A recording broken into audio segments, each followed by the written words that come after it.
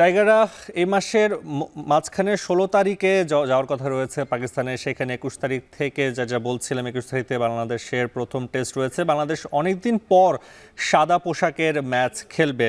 সেটা যদি আমরা একটু খেয়াল করি, প্রথমে এখানে নিশ্চয়ই দেখতে পাচ্ছি যে ২১ তারিখ থেকে যেটা বলছিলাম, ২১ তারিখে টেস্ট শুরু রাওয়ালপিন্ডিতে এবং পরের টেস্ট হবে ৩০ আগস্ট থেকে। দুটি টেস্ট খেলবে এবং এই দুটি টেস্ট ওয়ার্ল্ড টেস্ট চ্যাম্পিয়নশিপে অংশ হিসেবে খেলবে। ওয়ার্ল্ড টেস্ট চ্যাম্পিয়নশিপে বাংলাদেশ যদিও খুব একটা ভালো অবস্থানে নেই, ৯ দলের মধ্যে ৮ নম্বরে রয়েছে এবং সে অবস্থায় বাংলাদেশের এখন যে অবস্থা, টেস্ট ক্রিকেটে বাংলাদেশ এখন পর্যন্ত ৪টি ম্যাচ খেলেছে এই ওয়ার্ল্ড টেস্ট চ্যাম্পিয়নশিপে, সেখানে একটি ম্যাচে জয় পেয়েছে, অর্থাৎ মাত্র ১২ পয়েন্ট বাংলাদেশের রয়েছে। এবং আমরা জানি টেস্ট চ্যাম্পিয়নশিপে ড্র করলে ৪ পয়েন্ট এবং ম্যাচ যদি টাই করে সেক্ষেত্রে ৬ পয়েন্ট, এছাড়া জিতলে ১২টি পয়েন্ট। বাংলাদেশের মাত্র টেস্ট জয় রয়েছে।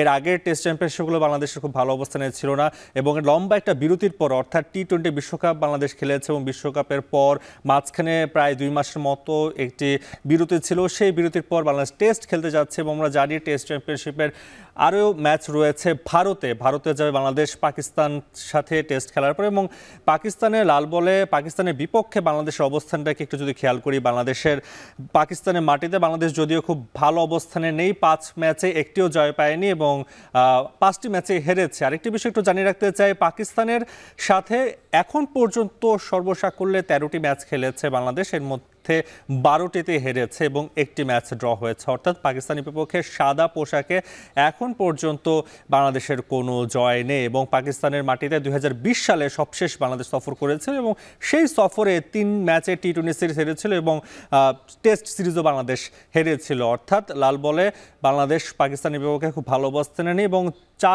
৩ বছর পর, অর্থাৎ ৪ বছরের মাথায় বাংলাদেশ আবারও পাকিস্তান সফরে যাচ্ছে।